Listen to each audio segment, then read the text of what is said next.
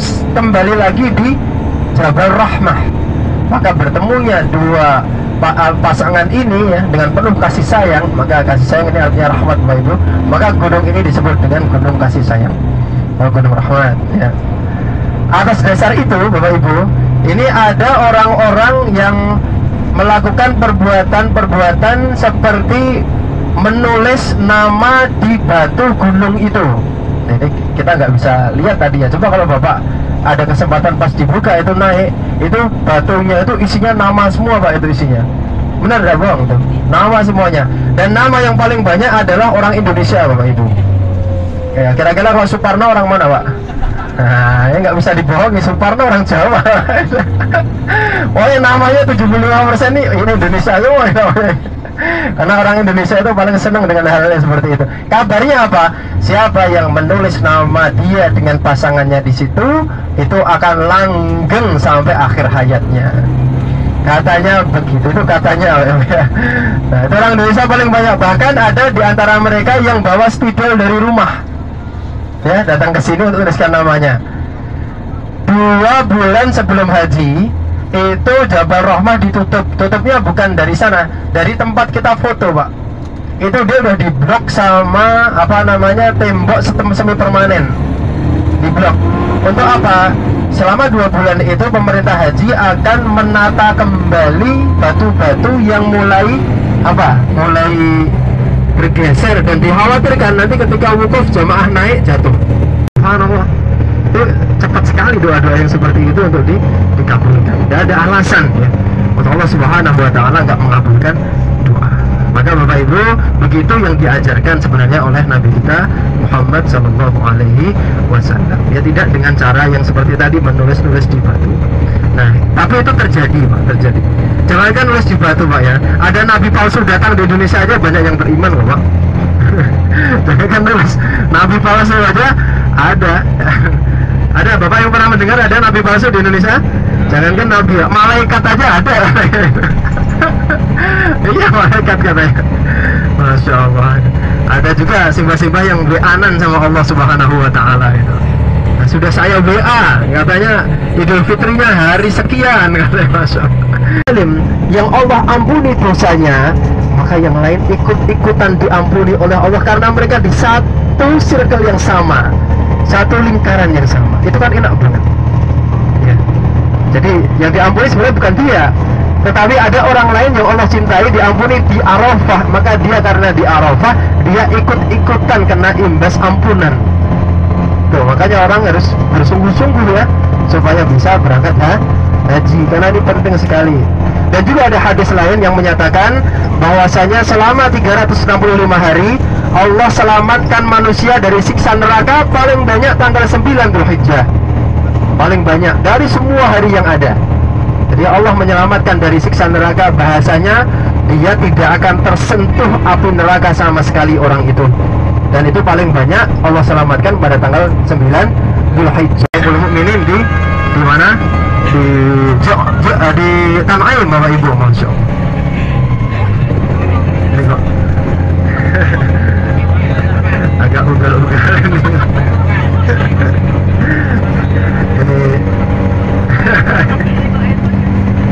Baik, Bapak Ibu, Allah, Tan'im ini Sayyidah Aisyah. Jadi Nabi memerintahkan salah satu sahabat untuk mengantarkan Sayyidah Aisyah mengambil niatnya di Tan'im.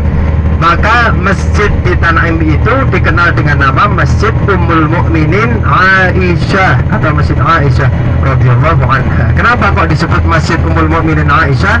Karena memang yang mengambil mikot di Tan'im itu adalah Sayyidah Aisyah. Nah, itu Bapak Ibu. Ada satu mikot lagi dari penduduk Makkah, kan ada 3 ya. Jir'anah ini yang Nabi yang ambil, Tan'im ini Sayyidah Aisyah, kemudian satu lagi Hudaybiyah Bapak Ibu. Nah, di sana Nabi tertahan untuk melakukan umrohnya dan beliau tahalul kemudian kembali ke Madinah. Jadi jalur pedestrian untuk pejalan kaki. Mereka kalau jalan kaki orang haji Pak ya selama 5 hari itu, kalau mau jalan kaki terus ya, itu luar biasa, itu bisa puluhan kilo Bapak Ibu ya. Bisa 80 kilo barangkali untuk jalan kakinya kalau terus-terusan ya, dari mulai Mina ke Arafah, Arafah ke Musdalifah, Musdalifah ke Mina ke Masjidil Haram, itu bisa sampai 80 kilo Bapak Ibu. sebelah kanan kita ini ada masjid namanya Mas'aril Haram, Bapak Ibu. Ya, di area Musdalifah. Wa idza afaqtum min Arafat fadhkurullaha 'indal Mas'aril Haram. Nah, haji ini mulainya dari mana? Ini sebagai gambaran Bapak Ibu sedikit saja. Haji itu sebenarnya waktunya cuma pendek, Pak. Dari mulai tanggal 9 Dzulhijjah, 10 Dzulhijjah, 11, 12 bagi yang mengambil nafar awal. 4 hari tok untuk haji itu sebenarnya, Pak. Yang ngambil sempurna sampai nafar tani itu 5 hari sampai tanggal 13 Dzulhijjah. Nah, terus orang haji kok sampai puluhan hari, ya Bu ya. Kadang sampai berapa hari? 35, 40 hari, kok banyak sekali. Karena memang saking banyaknya orang yang berangkat, maka pesawat ini juga antri gantian kloternya. Ya nggak cukup kalau seumpama contoh Indonesia 300.000 berangkat satu kali nggak cukup. Pesawat aja isinya cuman 350 350 orang, Pak. Sedangkan yang berangkat 300.000. Jadi perluasan Mina, sebagian ulama mengatakan tidak sah di sini, sebagian ulama mengatakan sah. Maka orang Indonesia beberapa tahun lalu ngambil Mina Jadid. Tahun kemarin Mina Jadid dihapus, Pak. Jadi nggak ada lagi orang Indonesia yang di sini. Semuanya ada di area Mina semuanya. Nah, kemudian Bapak Ibu yang dirahmati Allah, setelah dari sini pada tanggal 9 Dzulhijjah semuanya harus ke Arafah, ke tempat yang kita datangi tadi, wajib ke sana. Kalau sampai nggak ke sana, sampai maghrib, sampai subuh tanggal 10 kok nggak datang ke sana, sudah dipastikan batal hajinya, sudah. Nggak usah diteruskan. Karena percuma. Ibaratnya coba seperti ini, Pak. Kalau orang sholat, kemudian sholatnya sudah batal, kira-kira mau dilanjutkan apa berhenti kira-kira? Contoh, salah satu yang membatalkan apa? Buang angin, contohnya. Saya sholat, saya tahu saya buang angin ini, batal nggak kira-kira? Kira-kira lanjut apa? Berhenti? Ya berhenti. Kalau lanjut juga ada gunanya, sudah batal dia. Disembelihnya Nabi Ismail alaihi salam, Bapak Ibu. Kelihatan ya? Baik, ini saya ceritakan untuk kisah ini. Bapak Ibu yang dirahmati Allah, setelah dari Musdalifah datang ke sini untuk lempar jumrah Aqabah. Jumrah itu ada 3, Ula, Wusta, Aqabah. Tanggal 10 cuma lempar Aqabah aja. Setelah lempar jumrah Aqabah, Bapak Ibu bisa langsung cukur rambut atau disebut dengan tahallul awal. Sudah tahallul tsani atau lengkap semua ibadah hajinya. Kapan ibadah haji dikatakan lengkap? Kalau dia sudah tawaf ifadah. Lama bentuknya seperti ini, karena dia akan dibongkar semua tendanya dan akan dibikin ruangan permanen khusus untuk jamaah haji. Jadi mungkin sekarang kita bisa lihat ya, alhamdulillah punya kenangan. Mungkin 2030 semua ini sudah tidak ada, Bapak Ibu. Akan dibikin tempat khusus untuk mabit. Dan ruangannya, contoh ruangannya itu sudah, videonya sudah tersebar kemana-mana ya. Oke, ini adalah Mina, Bapak Ibu, di sebelah kanan kita. Kemudian sebelah kiri, Bapak Ibu bisa lihat. Sebelah kiri itu ada atasnya itu kayak bentuk apa namanya ya? Atap rumah, Pak. Kelihatan nggak? Kiri sana ada bentuk atap itu, lubang 3 itu. Nah, itu lurus saja sana, itu ada jumrah ula, jumrah wusta, jumrah aqabah. Setiap hari pada tanggal 11, 12, dan 13 bagi yang ngambil nafar tsani itu harus datang ke situ untuk lempar jumrah. Jumrah adalah batu kerikil kecil yang dilemparkan di sebuah pembuangan, dan itu 7 butir untuk kita lempar di setiap jumrahnya. 7 butir di satu jumrah, 7 butir di jumrah yang lain, wusta, 7 butir di jumrah aqabah. Dan asif ya, yang agak kurang ya, jatah Indonesia itu kita tempat mabitnya ini jauh, Pak, sampai 7 kilo, 8 kilo jauh Indonesia. Nah, sebelah kiri ini ada hotel ya, warna coklat tadi ya, merah itu tempat buat mabit juga, Pak. Labbaik la syarika lak labbaik innal hamda wan ni'mata laka wal mulk la syarika lak. Allahumma inna nas'aluka al-afiyah. Allahumma أعنا على ذكرك وشكرك وحسن عبادتك. ربنا آتنا في الدنيا حسنة وفي الآخرة حسنة وقنا عذاب النار وأدخلنا الجنة مع الأبرار يا عزيز يا غفار يا رب العالمين. لبيك اللهم لبيك لبيك لا شريك لك لبيك إن الحمد والنعمة لك والملك لا شريك لك. لبيك اللهم لبيك لبيك لا شريك لك لبيك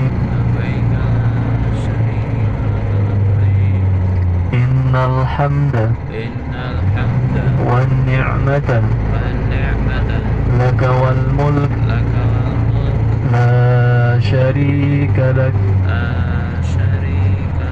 لبيك اللهم لبيك لبيك لا شريك لك لبيك إن الحمد والنعمة لك والملك لا شريك لك. Makan siang dulu, habis city tour ini kita makan dulu. Awake rong patek geneh. Muga-muga ndang mari lah.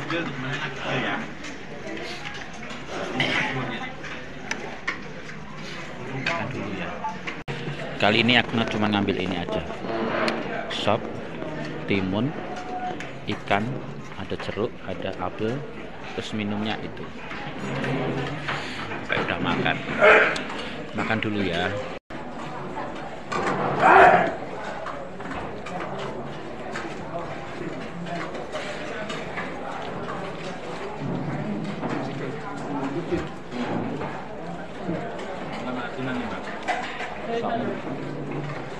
Ada wortel.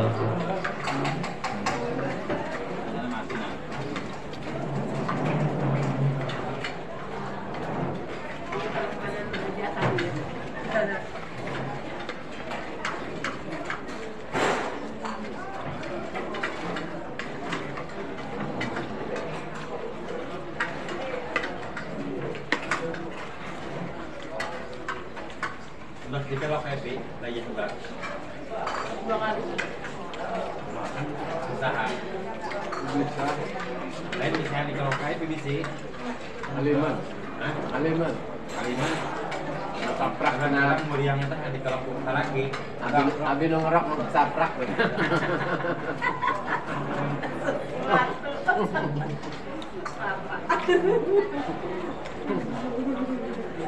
Kadang-kadang gitu. Kan kalau usaha lagi. Tapi untung bang di sana. Mau tanggal, kan kalau usaha lagi di batu rumah. Ali mana sama?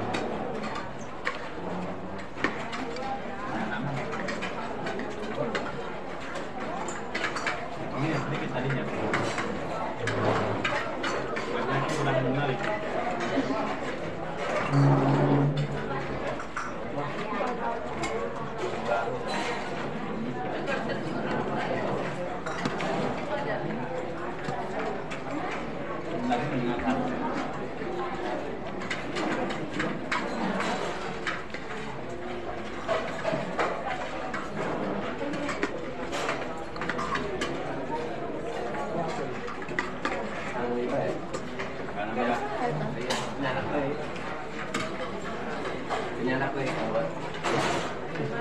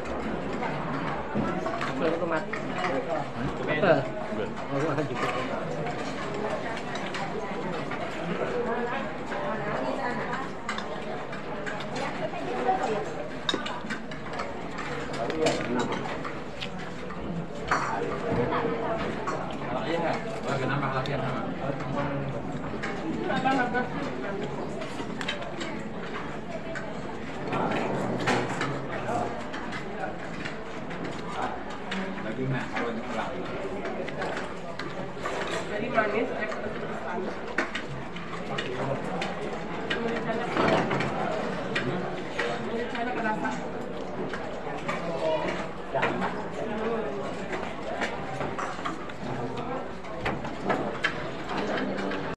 Udah selesai makannya, udah balik ke kamar lagi. Waktunya merebahkan badan. Kalau tak teng ini Pak Joko, jangan pinhar mriki Pak. Gue kan Bu sing kersane iki lho. Ya Allah, bismillah.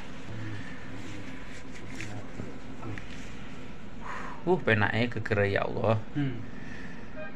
Enggak, saya kata dengan awet subuh tuh kayak kata jari karek. Nggih, kalau subuhan saged, alhamdulillah pun saged niku. Nah, nggih. Subuhan ngetan kali Pak Joko. Ya.